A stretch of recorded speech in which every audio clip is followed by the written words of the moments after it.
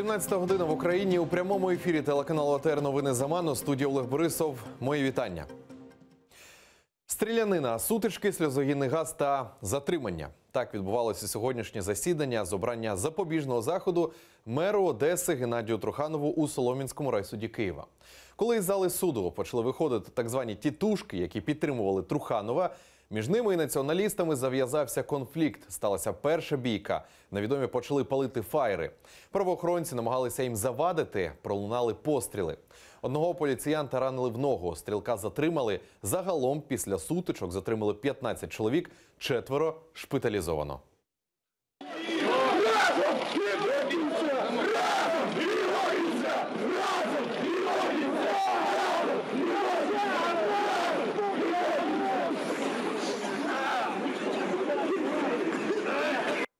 У самому Геннадію Труханову судді винесли рішення відпустити на поруки народного депутата від БПП Дмитра Голубова. Також суддя зобов'язав відпустити Труханова у залі суду. Прокурори просили обрати для Труханова запобіжний захід у вигляді тримання під вартою. І як альтернативу визначили заставу у сумі 50 мільйонів гривень. Зобов'язати поручителя забезпечувати виконання підозрюваним Трухановим Геннадієм Леонідовичем 17.01.1965 року народження наступними обов'язками. Прибувати до детектива НАП України, прокурора САП Генеральної прокуратури України, слідчого судді суду за першою вимогою. Не відлучатися з міста Одеса без дозволу детектива НАП України, прокурора САП Генеральної прокуратури України або суду. Вот эти фантазии, когда я почитал текст подозрения, но это, знаете, похоже на какой-то фантастический такой детектив, в котором вот так хотелось. Знают, не предупредили, запланировали украсть. Если уже говорить отключенно, я думаю, что если бы был умысел совершения преступления, делали бы гораздо его спокойнее, не в спешке, подложившись каждой бумажкой, для того, чтобы не было вопросов. Геннадію Труханову та 3 посадовцям мерії Одеси закидають привласнення майна. За даними слідства, розмір шкоди, завданої державі у результаті злочинної схеми, становить 185 мільйонів гривень.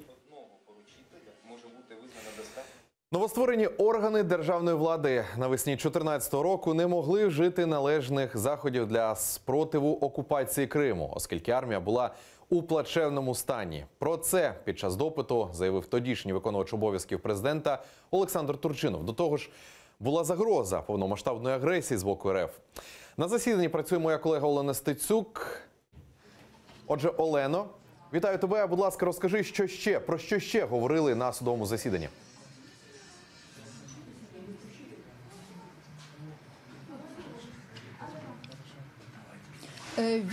Вітаю, Олеже. Отже, засідання у справі державної зради Януковича триває в Оболонському суді сьогодні з 10 ранку. Олександр Турчинов вже сьогодні тут другий свідок. Я нагадаю, що у 2014 році, якраз на початку 2014 року, він був виконуючий обов'язки президента. Його головний меседж сьогодні про те, що Крим не змогли захистити, оскільки армія наша була недієздатна. А крім того, на кінець якраз лютого не був ще сформований новий кабінет міністрів. Отже, за словами Олександра Турчинова, прихована фаза окупації Криму почалася ще 20 лютого, а ось 27 лютого, коли російський спецназ вже почав захоплювати адміністративні будівлі у Криму, Турчинов дав наказ внутрішнім військам чинити опір, але вони цей наказ не виконали. Крім того, вже наступного дня на засідання РНБО, це було вже 28 лютого, якраз у той день тодішній міністр оборони пан Тенюк заявив про те, що українська армія є недієздатною і наш український резерв становив усього 5 тисяч армійців. Далі пряма мова. Головна проблема, яку вскрили на Раді національної безпеки і оборони 28-го, що найбільша загроза в цих умовах полягає в підготовці до вторгнення на материкову частину України. І разом з резервами керівники військового відомства говорили, що може бути задіяно проти України до 200 тисяч російських військових, танки, системи реактивних залпового вогню, авіація тощо. Олександр Турчинов сказав, що він дав наказ спрямувати українські війська якраз на схід та на північ країни, оскільки побоювалися прямої військової агресії з боку Російської Федерації. Крім того, Олександр Турчинов сказав, що голова Держдуми Росії пан Наришкін у телефонній розмові якраз у день засідання РНБО йому погрожував, оскільки він сказав, що, мовляв, Наришкін не визнає Турчинова як виконуючого обов'язки очільника України і сказав, якщо загине хоча б одна людина російськомовна, то буде застосована сила і буде знищена нова українська влада. Крім того, ще додам, що ось нещодавно якраз Олександр Турчинов зазначив, що указ щодо введення воєнного стану в Україні був вже готовий, натомість таку пропозицію не підтримала Верховна Рада. Отже, це поки все, що я встигаю повідомити у цьому випуску на цю хвилину. Далі буде більше. Студія. Дякую тобі дуже, Олено, за оперативну інформацію. Олена Стецюк, наш кореспондент, була на прямому зв'язку і розповіла про перебіг подій на судовому засіданні щодо держзради по справі Януковича. Засобів для захисту Криму на початку 2014 року не було. Про це під час допиту по справі держзради Януковича заявив ще один свідок – тодішній виконувач обов'язків міністра оборони Михайло Коваль. За його словами, операція по захопленню півострова була чітко спланована. Військові частини блокували російські війська, а всім процесом керував генерал армії Російської Федерації Олександр Галкін. За даними Коваля, на початку 2014 року Збройні сили України були небоєздатними. Янукович свідомо знищував армію. Була широкомасштабна операція «Руська весна». Крим – це тільки початок був. Ми могли всі зав'язнути в Криму, а потім далі. У нас, подивіться, який кордон з Російською Федерацією.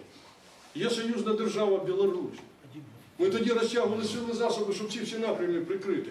І у нас фактично загроза вторгнення була до виборів легітимного президента України.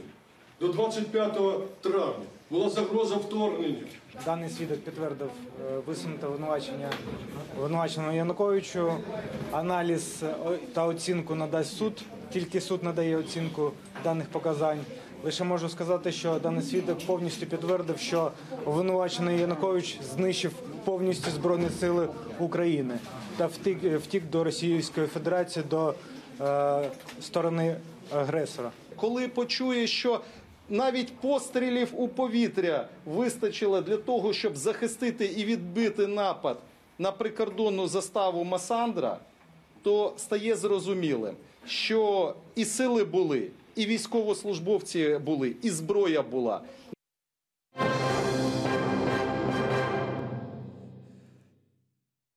Розгляд справи Фери Абдулаєвої розпочнуть спочатку. Підконтрольний Кремлю Верховний суд Криму задовольнив апеляцію судового пристава Березко. Відтак, Абдулаєва має знову доводити у суді свою невинуватість. Їй закидали непокору. Жінка, мовляв, відмовилася залишити будівлю суду на вимогу приставів. У цей час у Верховному суді розглядалась справа її чоловіка Узеїра Абдулаєва, якого звинувачують у тероризмі. Тиждень тому суд першої інстанції виправдав дружину політв'язня, та нині справа розпочнеться спочатку. Но я хочу сказать другое. То, что сегодня, несмотря на то, что это обычное правонарушение, собралось большое количество людей, которые пришли поддержать меня. И в этом я вижу не только поддержку лично меня, но то, что народ един в своем стремлении поддержать каждого, кто попал в те политические репрессии в наших крымских реалиях. Фазила Ібраїмова затримали окупаційні силовики. Про це в ексклюзивному коментарі телеканалу АТР повідомив адвокат Мамет Мамбетов. Зранку будинку подружжя провели обшук. Фазила та його дружину відвезли в головне управління ФСБ в Сімферополі. Його дружину відпустили додому, але сам Ібраїмов ще знаходиться у силовиків. Ібраїмова підозрюють у вимаганні грошей з 4 осіб. Його адвокат вважає, що таким чином Ібраїмова хочуть заарештувати. Фазил Ібраїмов нещодавно оголосив голодування через знесення мечеті і самозабудов кримських татар на галявині протесту на масиві Стрілецька у Сімферополі. Член громадської організації «Сібат» Фазил Ібраїмов у 2014 році підтримав анексію Криму. Під час конфлікту на галявині протесту звертався до Владимира Путіна, сподіваючись на його підтримку, але дочекався лише силовиків. То государство, которое они с радостью ждали, по отношению к таким людям проводят репрессии. Как раз в преддверии выборов это хороший посыл для тех людей, которые поддерживают эту власть, чтобы задумались, а что еще от нее ждать, кроме как репрессий. І на цьому це всі новини. Наступний випуск вже менш ніж за годину о 18:00. А прямо зараз ефір телеканалу АТR продовжить програма «Бугунь». Гостем студії буде аналітик Всеукраїнської громадської організації «Комітет виборців України» Денис Рибачок. Залишайтесь з АТR.